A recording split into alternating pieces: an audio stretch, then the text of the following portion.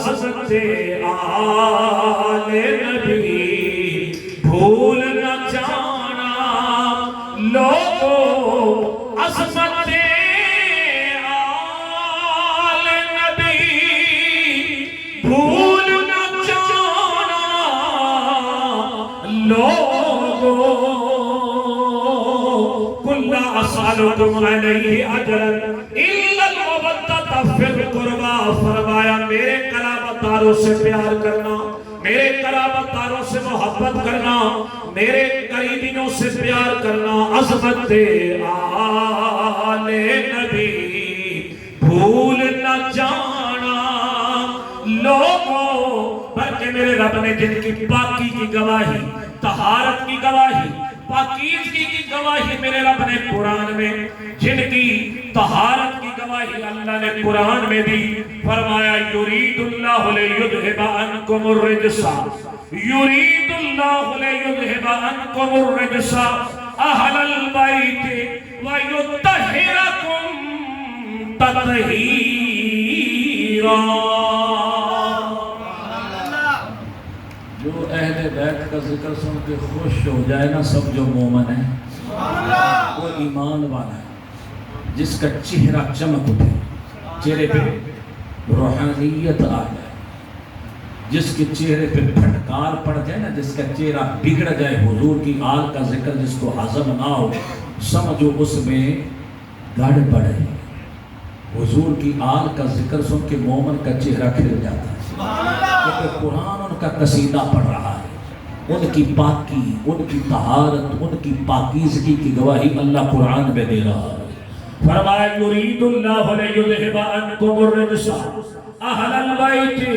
ویطہرکم تطہیرا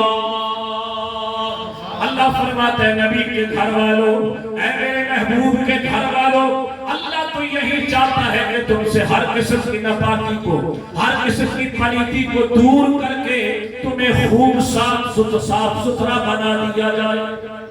اس لیے کہا عظمت آل نبی بھول نہ جانا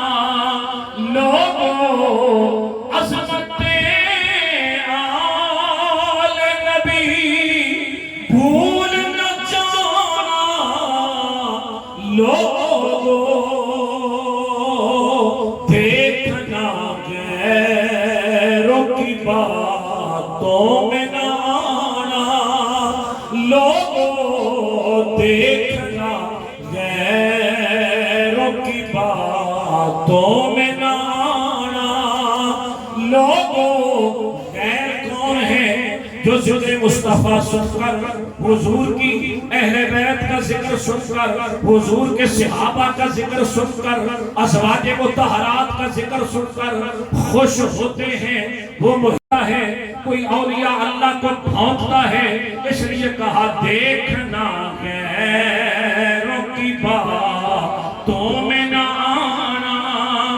لوگوں فرمایا اس طرح ان سے پیار کرنا وفا کرنا محبت کرنا ان سے جڑے رہنا ان کی تعظیم و توقیر کرنا اس لیے کہ میں نے تمہیں تبلیغ کی میں نے اللہ کا پیغام تمہیں دیا اس پر تم سے سلا نہیں مانگتا میری آل سے محبت کرنا فرمایا میری اہل بیت کی مثال کشتی نوح کی طرح ہے جو اس پر سوار ہو جائے گا وہ فلاح پا جائے گا عظمت